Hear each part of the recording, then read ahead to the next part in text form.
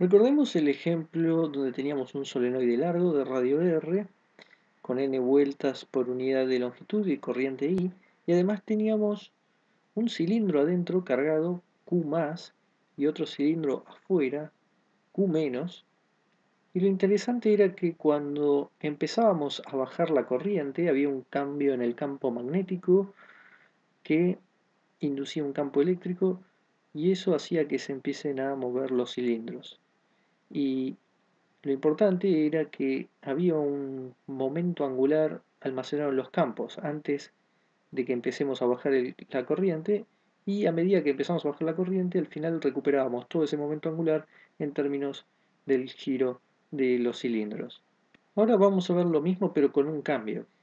En vez de apagar el campo magnético bajando la corriente, lo que vamos a hacer es apagar el campo eléctrico conectando los dos cilindros, ¿no? Como si fuera esto el cable. En realidad esto era nada más para marcar que eh, el radio era B. Pero supongamos que los conectamos y de esa forma podemos ir apagando el campo eléctrico. Imaginemos que esto es posible, hacemos un agujero para que podamos conectar y giren los dos juntos. De la fuerza magnética que vamos a tener en la corriente, vamos a calcular el momento angular total que se le da a los cilindros a medida que se van descargando, y vamos a ver otra vez qué pasa con el momento que hay en los campos al principio y si se va hacia la rotación de los cilindros después. Vamos a traer el campo magnético del solenoide que teníamos, B igual a mu 0 n i z versor. Esto era para S menor a R, si no era igual a 0. Pero bueno, esto no lo vamos a usar. ¿Y por qué queremos el campo magnético? Porque vamos a calcular la fuerza magnética, que va a ser I dl vectorial B. Vamos a llamar I' para no confundir con el I que teníamos en el solenoide, sino que queremos la corriente que tiene que ver con el pasaje entre los cilindros. Esto a qué va a ser igual: I' mu 0 ni, con lo que tiene que ver con el B, y el dl es el ds, que está en ese versor, o sea, ese versor vectorial z versor del B. Así que esto es I' mu 0 ni ds, y S vectorial z da phi versor con un menos. Así que este sería nuestro diferencial de fuerza.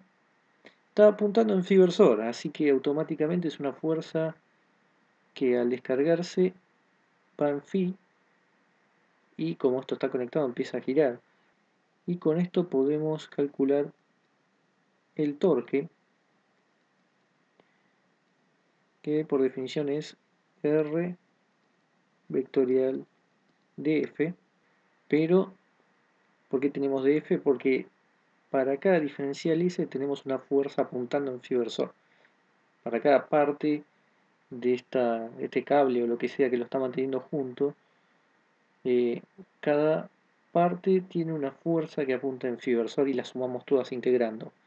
Esta integral es poniendo todas las constantes afuera: I' mu 0 n i ds. Bueno, el ds queda adentro. En la integral tenemos s ds. Esto es entre a y r, porque tenemos el a, que era el radio del más chico, r es el radio del solenoide, y recordemos que el campo magnético afuera era 0, así que vamos hasta R, y R apunta en S versor y DF apunta en phi versor, así que este torque va a apuntar en Z versor. Esto es igual I' mu 0 n I. Luego tenemos un medio de este al cuadrado menos el otro al cuadrado. Y esto está en z versor. Faltó el menos acá del df, así que vamos a ponerlo acá afuera. Al igual que hicimos en el caso de que bajábamos la corriente del solenoide, podemos del torque calcular el momento angular. L es igual a integral n dt. Hay que tener en cuenta que el I' es el que cambia con el tiempo. Así que, ¿qué vamos a tener? Primero, todo lo que sale fuera de la integral va a ser menos un medio mu 0 ni el r cuadrado menos a cuadrado también, el z versor, y el que va cambiando es el I' dt. Pero, como siempre, I' va a ser igual a dq dt. Así que la integral de I' dt es igual a q. Entonces, ¿qué nos queda para L? Es igual a menos un medio mu 0 ni, esto daba q, r cuadrado menos a cuadrado en z versor.